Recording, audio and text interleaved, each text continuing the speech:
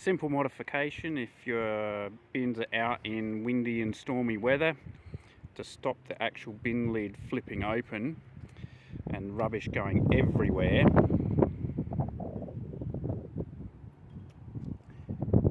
Screw in a block of wood, just a heavy enough block of wood, a couple of screws. Same with this bin, a couple of screws straight through the plastic, block of wood under there, holds it closed in windy weather.